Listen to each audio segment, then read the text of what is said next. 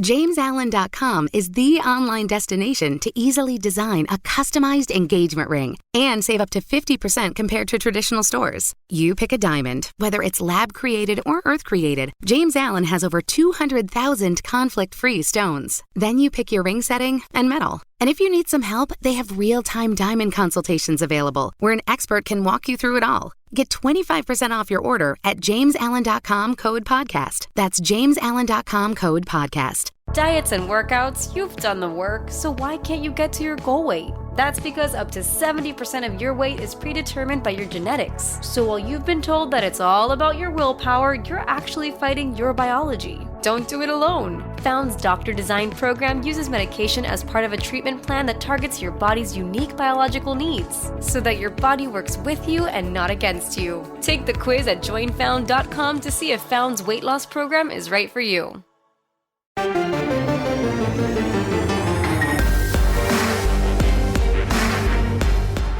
This is Kansas State's Cooper Beebe, and you're listening to the Powercat Postgame Podcast on the 24/7 Sports Podcast Network. Make sure you're subscribing to this show on your favorite podcast provider. Welcome to your bonus edition. I don't even know if it's a bonus edition anymore. Just your second post-game podcast. As we've been doing this all year, they keep winning when we go on the road, so we do it often. Tim Fitzgerald, Brien Hanley, with your Powercat Postgame Review Podcast. Next year, Brien, we're just gonna make this the new thing. We're gonna do a reaction podcast, and then you and I will do a review podcast, and we'll call it good. Because if this football program wants to be this good, they deserve all of that. Absolutely. We are talking about reviewing Kansas State's remarkable 31-28 victory over TCU in the Big 12 championship on Saturday in Arlington, a game I was at in the press box and Brien was at with his guys at the game. You had a bunch of your teammates that were there. Just give me that. We're sponsored by Caddyshack Golf. I'll give them a read in a second, but I want to get to this. Tell me about your day. That looked awesome. Well, I mean, we had a good time, man. I mean, it was just a bunch of us got together. We were going to go to the game. When they won, we were obviously going to the game. Just being able to hang out and reminisce and talk. But more importantly, it's really fun when you're hanging out with a bunch of guys that you played with. We're calling out plays, screaming what to do, screaming not to do this. You know, it makes it a lot more fun when you're just hanging out with the guys that you've been friends with for 25 years that know football and are very passionate about K-State, trying to win and trying to be the best we can be, man. It was really, really fun. I don't want to bring this back up again, any feelings of redemption out of that from all those mates from that 98 team that might have made you feel a little bit better? No, not really. However, we did bring it up on the ride home, and then later on that night, we were talking about how it was literally the exact opposite feeling that we have today. I mean, it was literally the exact same, except it didn't go into double overtime. So TCU is the ranked team, the favored team. They're going to play the playoff versus the national title, and it was the other way around. So, but no, to be honest, there was no redemption. Well, it is interesting that they lost, and like you guys, and this is a lost piece of history from 1998, you fell to number 3 in the BCS rankings, and then fell all the way through the bowls because the Big 12 had allowed the bowls to pre-invite teams, which was a mistake. Yeah. They stuck at number 3 and get into the game because now it's 4-team playoff instead of just 2. So be it. At least it's going to get to 12 here pretty soon, and K-State would be in that 12-team playoff this year if that was enacted. It will be in 2024. So we're just one season after this away from 12 teams, and that'll be a wonderful thing. Brien, I thought K-State played a great game. They made their mistakes. The muff punt was a huge change of momentum. It looked like K-State was on the verge of maybe blowing that thing out, which is hard to do with TCU. But I just want to say this. Oh, my goodness. Max Duggan is a quarterback. That That guy would not go away. He just lose, Max, just lose. Yeah. And finally, they simply couldn't run him anymore, and K-State was able to stop him at the goal. But wow, what a game. From an X's and O's, from just a fan standpoint, that was some remarkable football. And again, I just say this, the Big 12 is an absolute blast. Yeah, it is. Absolutely. The thing that what made it fun is that it was a well-played football game. It wasn't a bad football game, because you see a lot of times championship games, number one, they can be blowouts. Number two, it's just not very well played. It was momentum swings on both sides. It was just a very well played. You could tell that these two teams are well coached. That they're both very well coached. And obviously K-State, we won at the end and loved every bit of it. Every bit of it. Yeah, it was something else. The defense got it done at the end of the day, but boy, were they gassed there in the second half. And the Kansas State defense has had some really good games, but in many ways I thought that was the most tenacious they had been all season. They bottled up Kendre Miller as much as possible. He is so good and so tough. I knew they had to keep him under 100. They kept him around 80. And of all of the battles throughout the day, I think what Julius Brents went through at cornerback kind of summed up the day. It was a war between him and Quentin Johnson. I mean, they went at it every snap possible. It was really something else to watch. Two guys that will be in the NFL very soon, going at it up and down the field, whether it was a pass breakup, a pass interference, just the interception for Brents was game-changing. That for me, that battle summed up the day. Yeah, it was great. It was great watching it. And Brent's, he hung in there. That's the thing. He hung in there and fought because he didn't have to. He could have sulked and they would have just kept going and, they could have just wilted the game and he could have just died on the vine. But he did not. And again, that's part of being well coached, and having a team and fighting for your teammates and just, you know what? I made a mistake. He beat me, but you know what? He didn't defeat me. He beat me on this play, but that has nothing to do with the next play. And the guy just kept fighting on both sides. I mean, it was great football. And you're right. I think that epitomized how the football game went. I really, really do. Will Howard, 18 of 32, threw it 32 times this game, 199 yards, 2 touchdowns, along of 40 yards. He was sacked 3 times. K-State only got Max Duggan down 1 time during the course of the game. But still, Will Howard was pretty impressive. This kid has turned into one heck of a quarterback. And I think as he progresses through his career here at Kansas State, or at least another year, he's got 2 that he can still play. I think he has the opportunity to be the best quarterback in college football. He is showing that he is something else, and boy, did that offense thrive once he took over the offense. Yeah, absolutely. Once he got in control, I mean, the offense, it just went to another dimension. It really did. I mean, we had Deuce. We could run the football. We have a good offensive line, but we just weren't pushing the ball down the field. I think it has a little bit more to do with confidence in him and what he's able to do, and then going out and proving it, and I think you're right, Fitz. Next year, I mean, I can't wait. I already can't wait because he's going to be the improvement that he made from last year to this year, the improvement that he's going to make again. I'm not saying the leap's going to be that big, but just him getting even more better, is just going to be it just holds so much for K-State in the aspirations of where we're trying to be. Will Howard is going to be a force to be reckoned with. He just will be. Certainly will be. They're going to have to find him some new receivers. He'll get tight end Ben Sinnott back, but Phillips Brooks is going to be gone. Cade Warner's going to be gone, and Malik Knowles will be gone. Losing Malik was a big part of the game. Losing Echo Boydo was a big part of the game. But I tell you, I'm just so blown away by how Chris Klieman and his coaching staff have young guys ready to play. And R.J. Garcia came in with his first touchdown catch in his career, was a great catch, a little bit high throw from Will Howard. He went up and got it. On the other side of the ball, you put some young players in the defensive backfield. It was just really impressive how everyone held up through the course of the game. But the good news is Malik Knowles, we don't know the nature of him or Echo Boydo's injuries, but they both should be back, Chris Klieman said, for the bowl game.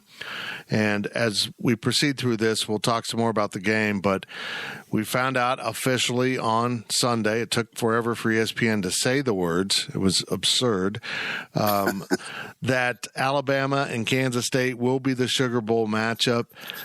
Baby, that's as big as it gets. Granted, outside of the playoff, that's as big as it gets. That is going to be a huge opportunity for this program. Just give me your thoughts on that. Well, I mean, obviously, it's one of the biggest bowl games that K-State's ever been in. I'd venture to say the biggest that K-State's ever been in. I think that the opportunity to prove a lot, not just for K-State fans, but also for Big 12. I mean, this is kind of a thing because everybody's ragging on TCU, saying they don't deserve it, because they got beat by us, which acting like that we're not a good football team. And obviously, if you follow Big 12 and you follow K-State, couldn't be further from the truth. I just believe that this is a gigantic opportunity. And again, I have no problem saying it. I think it's the biggest bowl game. I mean, I know the 93 Copper Bowl, that's obviously got to be up there. But this is just different, Fitz. It's just different, man. I played in a huge bowl game. Don't get me wrong. I was there. But I just think this is different. I think it's bigger. I think it's the biggest bowl game we've ever been in. I really do. Yeah, it really is. Someone just asked me this on Twitter. Is this an opportunity to be the most productive season despite 3 losses in K-State football history because they're knocking off top 10 teams. Oklahoma was a top 10 team. TCU is a top 10 team. Who am I forgetting? There was a couple more in there. Oklahoma State was a top 10 team. It's been impressive what they've done all season long. And if you win a Big 12 championship and then win the Sugar Bowl, it's hard to argue against that being the biggest season in K-State football history. Yeah, and I don't think we should shy away from that. I know I've been saying kind of the same thing all year, is when you're good, and own it. The same thing holds true here. If it's the biggest and best bowl game that we've ever been to, it can be the biggest and best season that K-State's ever had, and there's nothing wrong with saying that. Nothing at all. Yep, yeah, absolutely. It's remarkable what Chris Klieman has set up here. And as I mentioned, he played so many young guys in this game. And they stepped up and got it done. And, Damian Alalu, a freshman from Manhattan, comes in on the last defensive snap of the regular season and helps stop a really good running back. The guy's hardly played this year, and now he's a nose tackle on a 4th and goal to maybe decide the Big 12 championship, and he delivers. Having guys ready, that's the biggest thing this coaching staff's done. Everyone on this team knows they might be called upon at any moment, and I don't like comparing and contrasting with Coach Snyder. I do it a lot. I'm just not always comfortable with it because, but he is the standard. But it's something Klieman does better than Coach did. He has more the depth ready to play. Coach was famous for making sure his 1s and the key 2s were ready. Coach Klieman does a really good job making sure the 3s are ready. You might see playing time in the regular season just because, not mop-up time.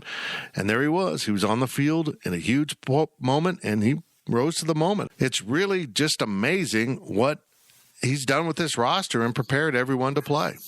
Yeah, I mean, when you just think about it, football is always a game of attrition. It just is. Guys are going to get hurt. That's the nature of the game. And the best that you can have, the more that you can have guys ready, the better off that you are going to be. A lot of that comes down to the quality of depth that you have. And maybe it's not as bad, Fitz, as what we actually think. I don't know. I'm not saying that guys are, that we have, tons of 4 and 5 stars, but it doesn't matter if guys are prepared to play. And then when they get their opportunity, and again, I'm not here to say that our depth is as big as Alabama or anybody like that, but maybe it has a lot to do with preparation. That's all I'm saying. And maybe we're not as bad depth-wise as what we think when you actually have guys that are ready to play and contribute. I think that has a lot to do with it. Transfer portal changes all of that anyway. So, because guys don't get to play at Alabama, they're going to leave immediately and go somewhere else. I just think that changes the dynamics, and I just believe that our coaching staff does an outstanding job at getting guys ready to play and letting them know, look, you're a play away. I know a lot of times people don't believe that, and they don't think that, but it's literally the truth. You are a play away from being out there. Whatever they're doing, I love it. Keep doing it. Yep, absolutely. There's no doubt about it. When this game started and I saw TCU get the quick touchdown, I thought, oh boy, here we go. And then I realized that's the same thing I said in 2003 when Oklahoma scored.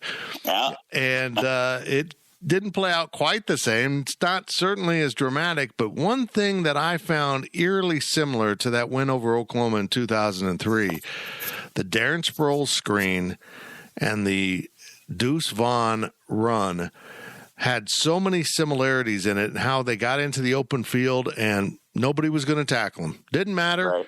Deuce just put a move on a safety that will haunt him until he's in the retirement home. He will be thinking about that moment when he got so crossed up he just fell down. I went back and watched it. I'm like, oh, dude, you just gave up on life in that moment. You're like, screw it, I can't do anything. And just down he went.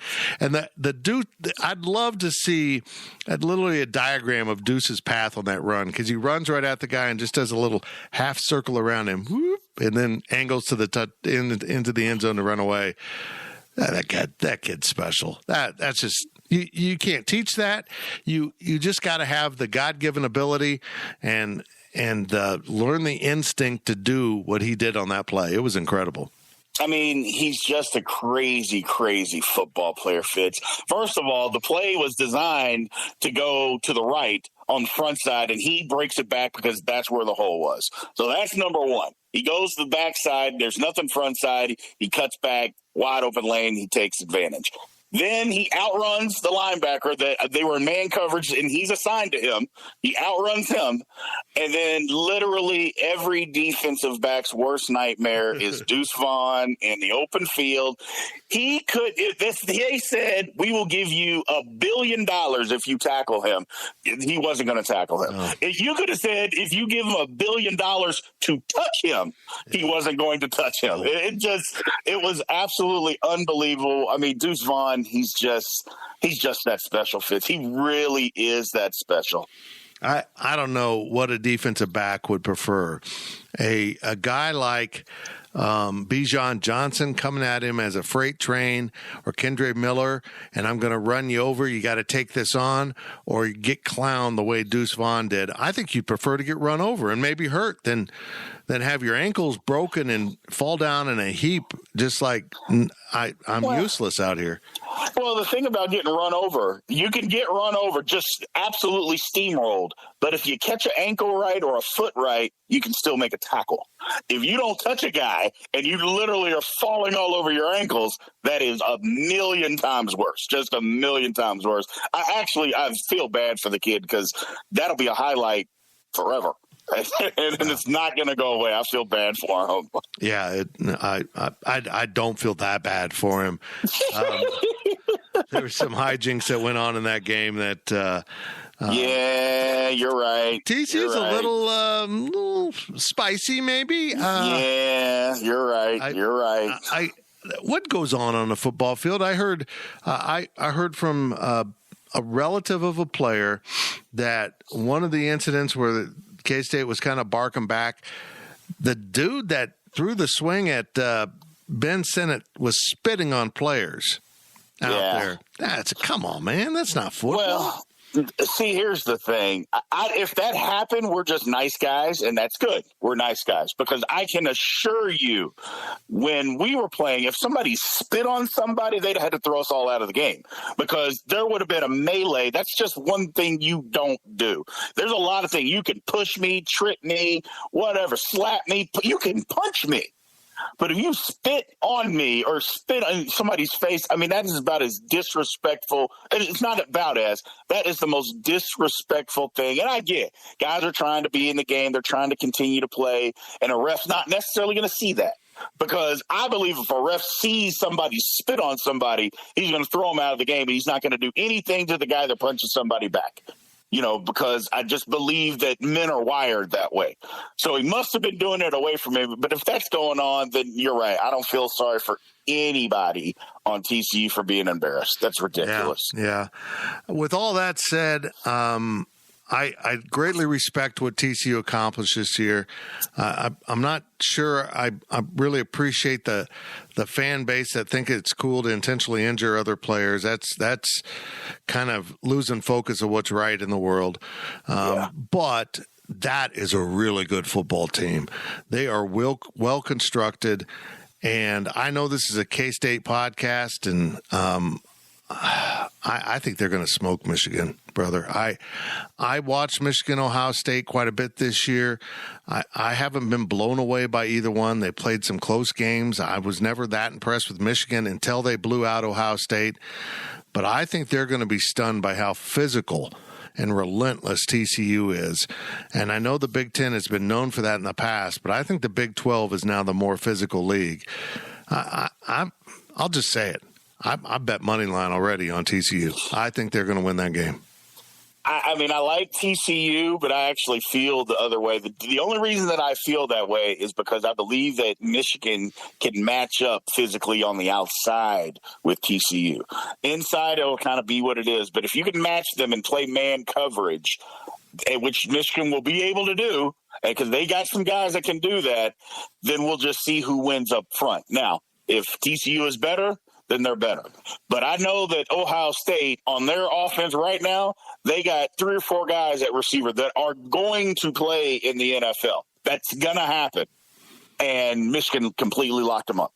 And then they whipped them up front. So if they're able to do that against TCU and just say, you're not going to be able to throw, we're going to play man coverage, and you can't beat it, then TCU is going to have a problem.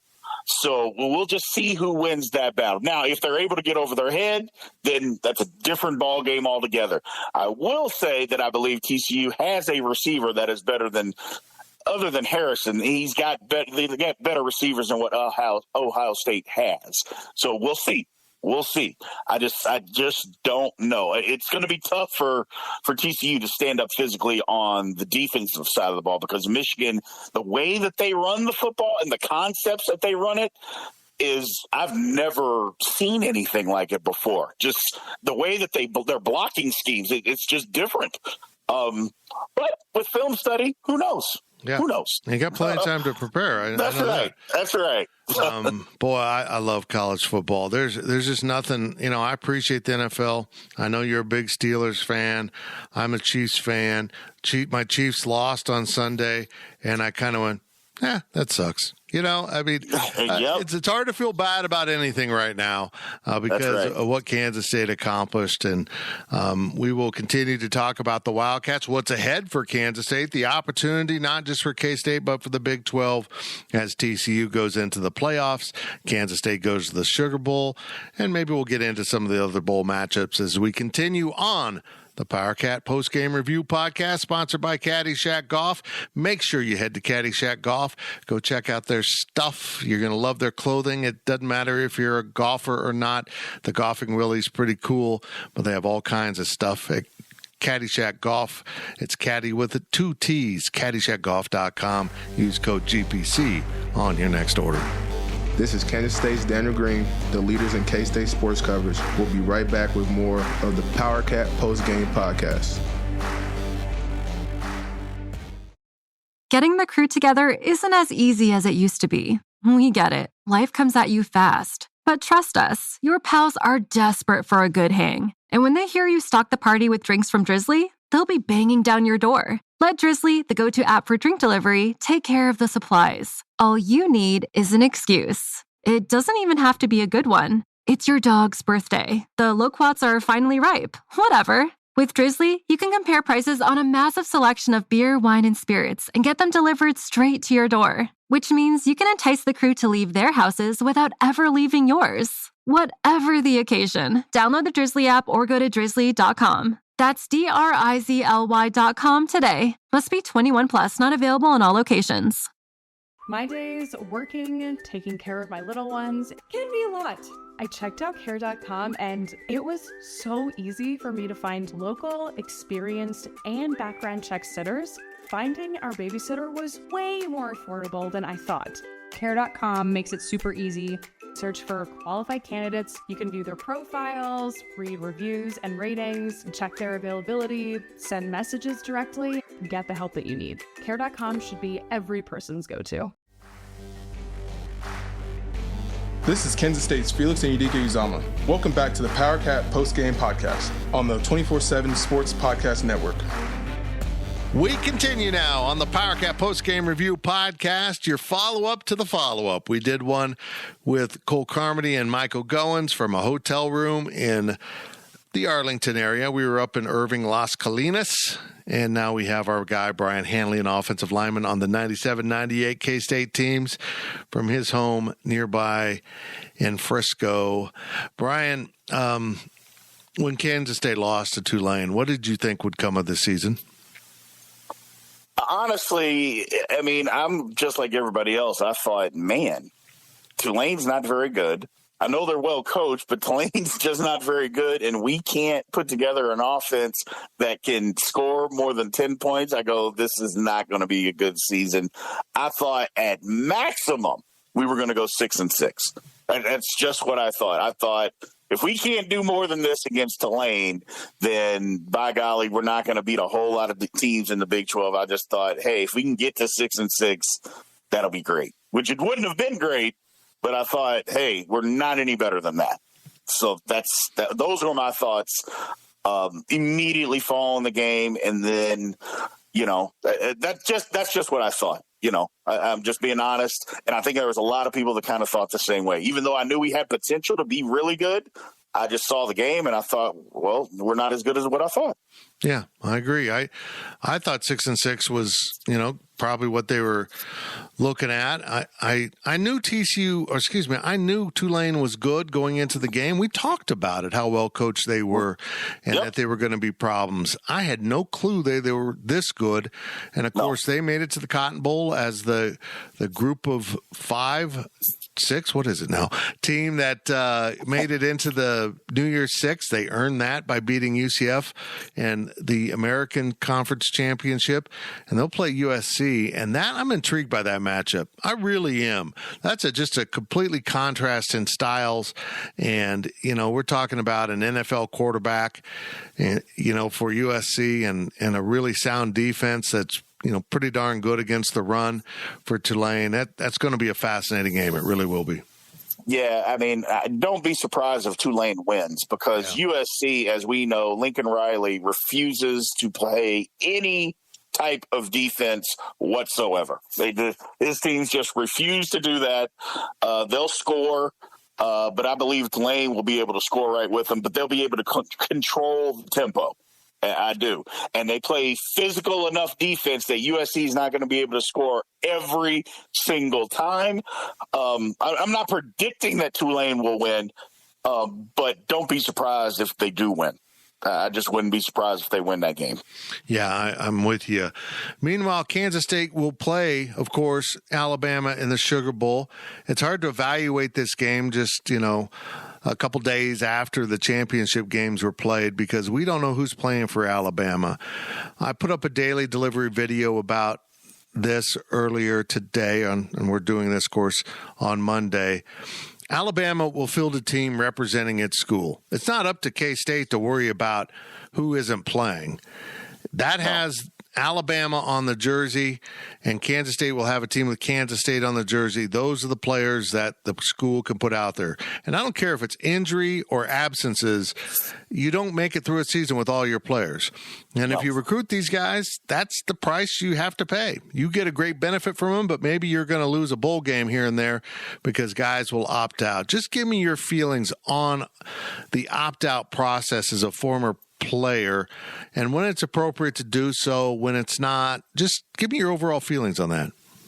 Well, obviously, when I played, it was way different. Yeah. I mean, 98, my last year, it was a totally different situation.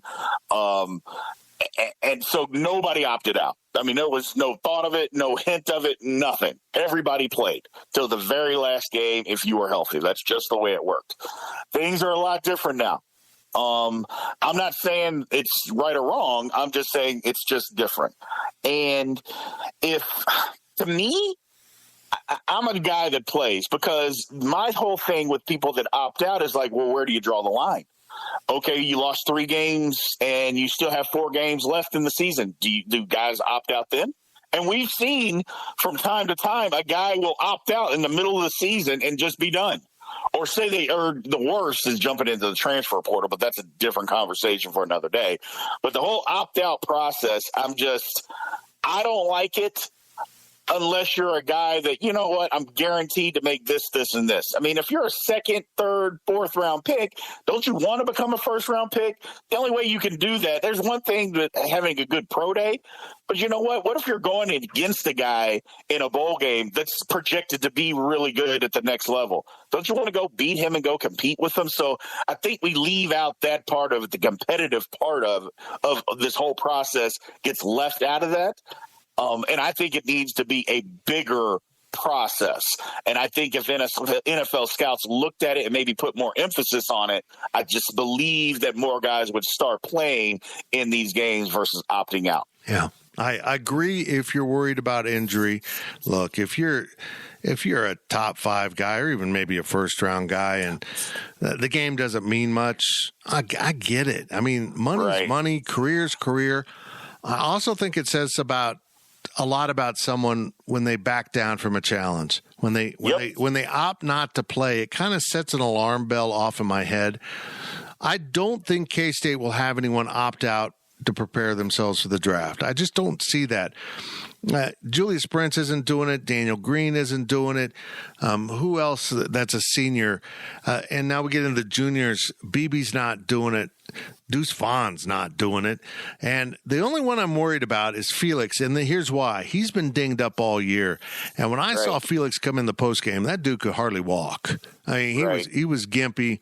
So, you know, maybe if you got a lingering injury and you're not going to be healthy anyhow, so you're not going to put your best product on the field, you might make that business decision. But I still think King Felix will play. I think K-State, other than the injuries, will be at full strength for this game. And I said this on the Daily Delivery. Not one of these dudes would have been recruited by Alabama. So don't give me we're missing our top players. Every dude on your team right now, minus the walk-ons maybe, were higher rated or higher recruited than anyone on Kansas State's team. Don't complain, period. No. Well, the first thing, perception is reality. K-State wants to beat Alabama. Right. I mean, K-State is perceived as being a lower-tiered school in the eyes of many, and maybe well so. I mean, Alabama has won so many national championships in the last 15 years. You know, they're the standard. K-State wants to beat them. Guys aren't going to be opting out. Now, on the flip side of that, when you look at Alabama, you know, and I've thought about this for a little bit. I don't know that Alabama's going to have as many guys opt out as what you think, because in all honesty, I don't think they have all these first-round draft picks on their football team this year. Now, the quarterback might. Yeah. Quarterback is something different. But, like, you know, in years past, they would have 2 or 3 offensive linemen and 3 or 4 defensive linemen and linebackers and 2 or 3 safeties and corners. I don't know that they have that this year on that team. You know, the transfer portal has hit them a little bit too. So I'm sure they'll have some, but I don't think they're going to have as many as what we think, which to me, that's good for us, because I don't want the excuse. I don't want to hear the excuse. All that nonsense that we had to hear last year. You know, that's not our problem. Just like you said, that's not our problem. If you don't want it to be your problem, then don't recruit guys that are going to opt out. period, point blank. If that's something that you're worried about, but I'm guessing they're not, because Alabama will be quick to dip into the transfer portal after spring ball and pick off a guy from your school if they think that it can help them. Right. So all this righteousness that they try to, we're not going to play, or we're not going to have all our guys and all that stuff. Alabama is no better than anybody else. They will pick off somebody if it's in their best interest. So I just don't want to hear it. That's something that's been interesting about the transfer portal. A lot of people thought it'd be the rich getting richer, that everyone would want to, the Deuce Vaughns of the world, if they could, would jump to Alabama. I think it's been a bleed off a little bit for those top programs.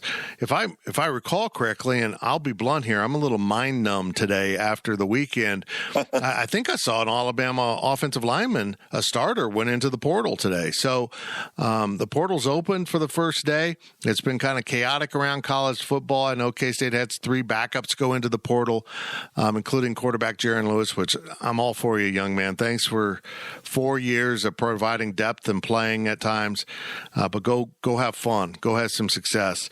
And that's what I like about the portal, is if you got in above your head and you need to go down, that's awesome. But we're seeing players leave these big programs and supplement other programs. Hell, Kansas got a lot better because they did an incredible job in the portal. You can get some bad apples out of the portal and spoil your team, but K-State's done a good job of upgrading with portal guys. The safety position's been much better than we expected because of the portal. And on it goes. I mean, we look at Julius Brents. He came through the portal a year ago out of Iowa. He wasn't playing at Iowa. He comes through the portal. 2 years later, he's going to be an early round pick, maybe a first round pick. I don't know. Maybe not. First day pick, excuse me. I'm not sure. But the portal has been an equalizer, not an enabler of the rich to get richer. And that's been really good for college football. Absolutely. Absolutely. We still got some things to tighten up about it. I still don't like the portal. Look, if you go into the portal right now and then you come out, I think it should be cut off at the end of the season, or not the end of the season, but at the end of this time period. Look, you know what you got. Either you want to be at your school or you don't. But letting guys go after spring ball, going through the spring process at your current school, and then, somebody called me and they want me to come to their school. No, I just don't. I don't like that. And even if it's helped K-State, I don't believe that is the right thing, because now it's, hey, we like this guy. We see what he's doing. Let's offer him something, because you can offer him NIL money or whatever. Let's get this guy and pick him off after spring ball that somebody's already counting on. I don't believe that's the right way to do it. But you are right. It's not the rich get richer. And I believe that a lot of K-State fans thought, oh, no, it's going to be bad for us.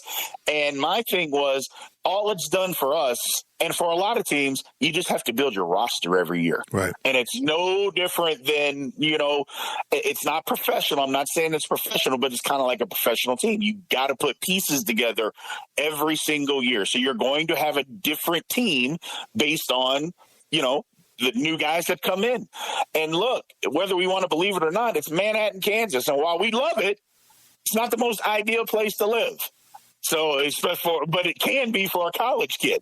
So you just have to piece things together every single year. That's just part of football. That's just the way that we got to do things these right during these times. Right. And I don't think it's going to change. So since it's not going to change, we've got to get with it. And the coaching staff has done a fantastic job of finding guys that are going to fit in to what we are doing and be productive. They've done as good a job as anybody in the country, in my opinion, of finding guys at other schools, plugging a hole, and not just being good players, being fantastic players. It's mind-blowing how good our coaching staff has been at that. At evaluating and finding guys that honestly were not at near this letle. It started with Briley Moore coming up from, FCS level at tight end, and they've done it with Stubblefield and it's Drake Cheatham. It's just on and on. They go find guys at a lower level and bring them up, and I think that's. Look, if I'm at the FCS level and I think I can play FBS football and I've been really good, there's nobody in the country I want to play for other than Chris Klieman, because he knows your value. He appreciates your value. He doesn't look at you as anything lesser because you started off at the SCS. He gives you a full shot.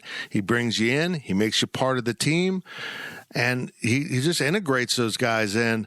I think it's kind of a sneaky little thing that K-State could start working for these FCS guys that want to move up. Come to Kansas State where the coach knows exactly what you are because he was there himself. Well, and the one thing about it, Fitz, is the guys are a little older, too. Yeah. I mean, he's not just getting freshmen from that level. He's getting guys that are 21, 22, 23 years old in some cases. You know, your body has matured a little bit. Your mind has matured a little bit. So, you know, you're a more mature, more physically mature of a football player. So that makes a huge difference. It just does, you know, versus getting somebody from high school or right out of high school to come and plug in.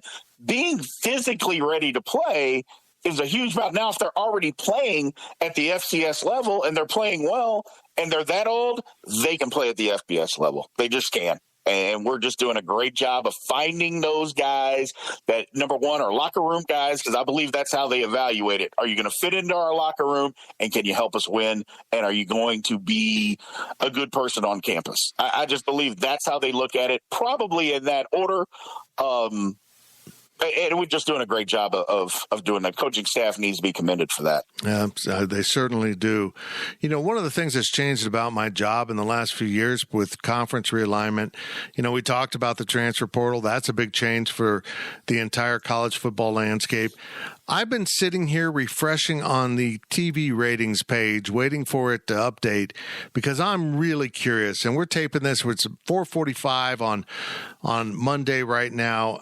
It still hasn't updated. We haven't seen the rankings or ratings from the weekend. You know, last year, the Big 12 game went over 8 million viewers. The way that game played out, I'm really curious to see what the ratings will be for the Big 12 game, because that is entertaining football 2 years in a row with goal line stands. So yeah, get me these numbers. I'm jonesing, man. I got to have my fix. I just believe that, I mean, it was College Game Day was there. The number one crew on ABC was there. They made a bigger deal of this game, obviously to pub TCU because they wanted to get them in the playoff, which I understand. I just believe a lot of people were tuning in and the game was going to be competitive. That's the one thing. You knew it was going to be competitive. Nobody wanted to watch Georgia blow out LSU unless you were a Georgia fan. Nobody's tuning in for that, and they knew what it was going to be, and it was. This was different. It was high noon, you know, or 11 o'clock where we are, and a lot of people were watching the football game. I just believe the numbers are going to be outstanding. I do. Well, what a season. I mean, what a season. Chris Klieman gets to 10 wins. And one of the things that most spoiled K-Staters wasn't all the bowl trips and all of that. It was how easy Bill Snyder, for a stretch of seasons, the seasons you were playing, certainly, to win double-digit games and made it look simple. And it's not. It is not simple at all. Getting to double digits is extremely difficult. Here they are at 10-3, chance to finish 11-3 with the win over the biggest brand in college football. And honestly, you know, short of pre-World War II Army and Notre Dame and some of those schools, I'm not sure there's ever been a more dominant run by a football program in the history of the modern history of college football than what Alabama has put together here. It's impressive.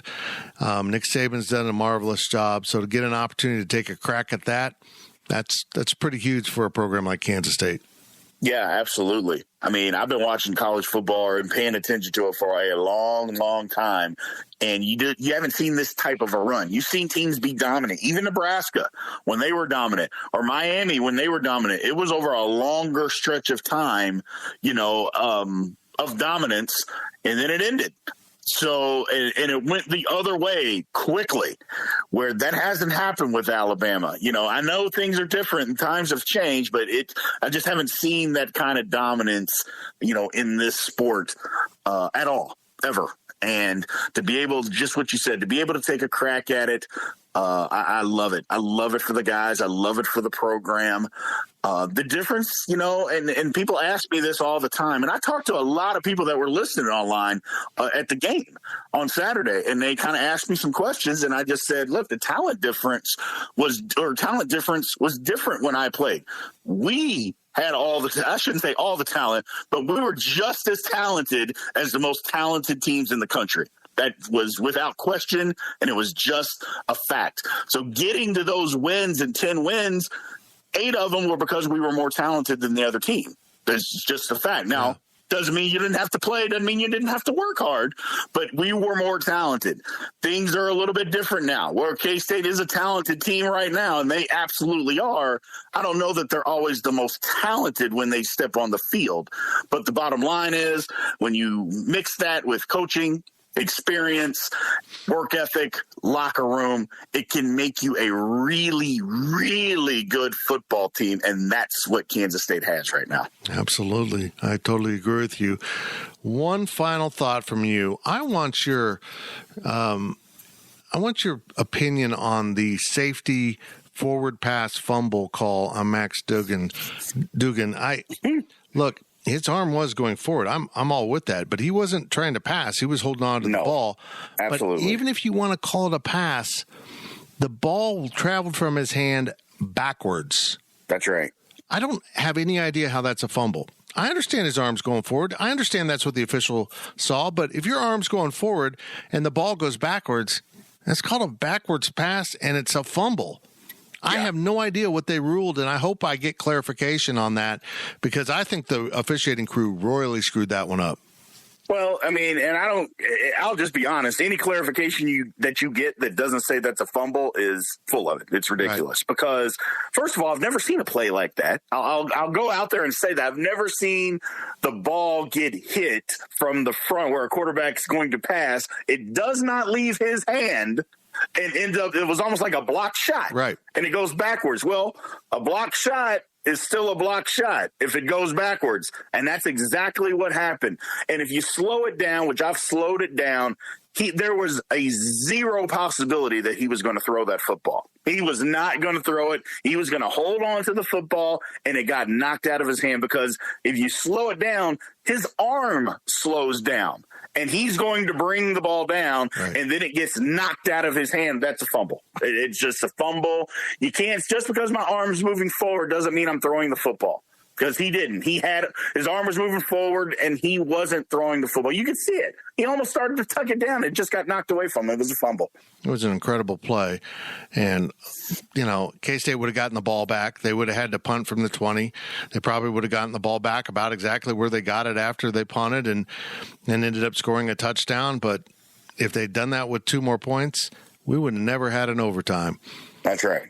And in a way, I'm all for it because watching Ty Zentner do that, watching the celebration after he did that, incredible. What a way to end a football game. What a way to end a regular season. A walk-off field goal. It's been a long time since I've seen that from K-State, and they did it on the biggest stage possible. Huge win. Final thoughts, Brien, on everything K-State's accomplished, what they're looking at, anything you want to say. Well, we said at the beginning of the year that we thought K-State could be a really good football team.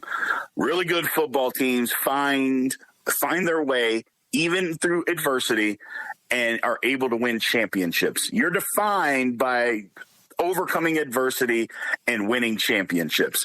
K-State has a championship under their belt. I mean, I don't know what else to add to that other than we knew that we could be good. We hit some adversity. We overcame it. And we won a championship. I can't be more proud of the guys and of the coaching staff because it takes a lot to keep them together after Tulane. It just does. You got to have a good locker room and you got to have a good coaching staff to be able to do that because that thing could have went sideways quickly, and we could have been 6-6, like I said. And I thought that's what we were going to be.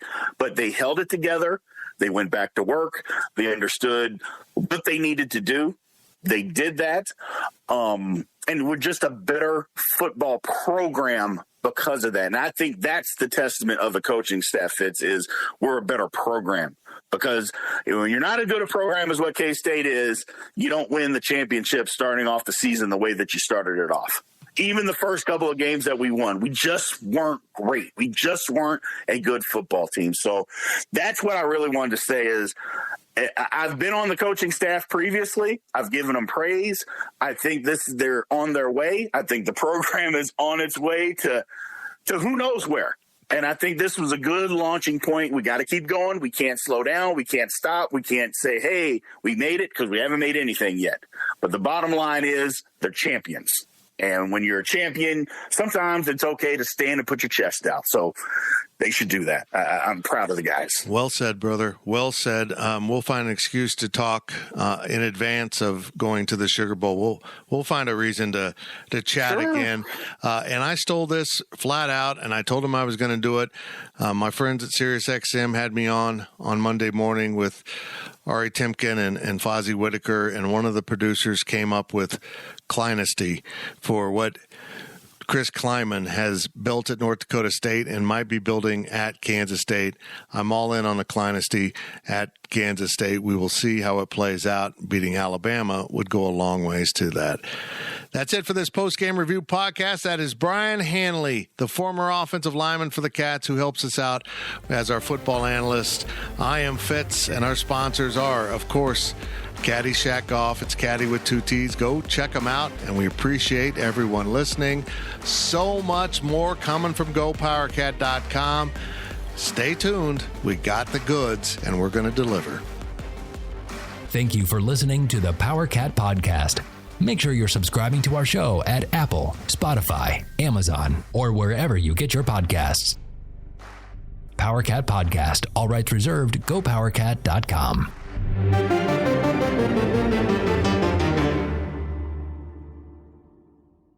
With Blue Link Plus, you can access your Hyundai Tucson Limited remotely. Doors unlocked, temperature set, lost car found. There it is. Get complimentary class-leading Blue Link Plus. Call 562-314-4603 for complete details.